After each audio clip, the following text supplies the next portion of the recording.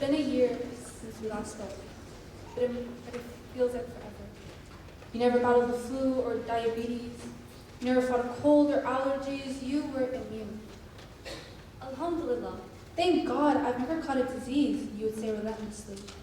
However, every fairy tale contains a plot twist where the nemesis overthrows the protagonist and now your corpse a year ago warm lays cold, 6 feet underground. Your eyes that once used to twinkle like stars on a dark night now create a white cloudy haze over your honey-brown pupils I would once admire. Your eyes now all white with black circles encircling them like the hope of seeing a brighter future at the end of the tunnel. It's crazy. It's crazy how a fairy tale can suddenly end like a nightmare, how an abnormal cell was the reason you limped when you persevered, and why your ankles swelled up from running away, escaping the one factor that seized you from living. You suffered 2 years with the disease eating you from the inside, but your filter made your appearance seem like a believable reality.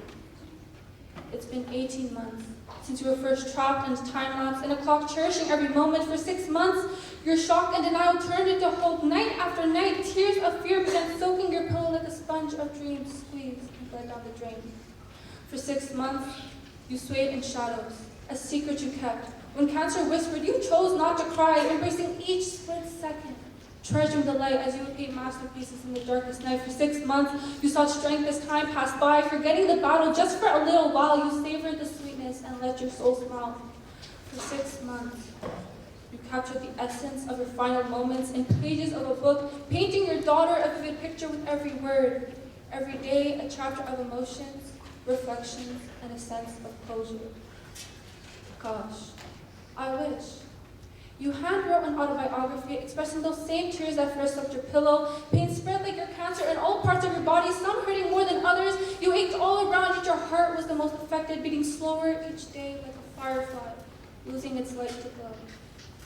Do you remember your last month? All those homemade rotis and kebabs you froze for your kids, so even after you were gone, they still had a taste of their mom's homemade cooking? Each bite they savored in grief. You visited the Kaaba, fulfilling one of your many dreams. In the corner of my living room stand souvenirs of that last vacation, hallucinating in unforgettable memories. Do you remember your last few weeks?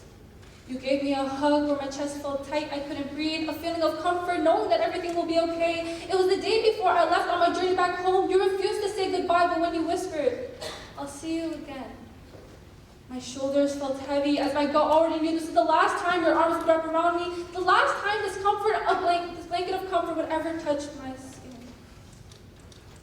It's been a year since we last spoke, but in my dreams it feels like hours. It's been a year since we last met, but in the fresh flowers on your grave it's been minutes. It's been a year since you last hugged me, but when your sister wraps me in her arms and my chest feels tight, I can no longer breathe. In that tender hug, I feel a connection so heartfelt. In that embrace, I never want to let go. Your essence lingers. My dear Hala, your unfading whisper of love I've missed so much. Sincerely yours, Zainab.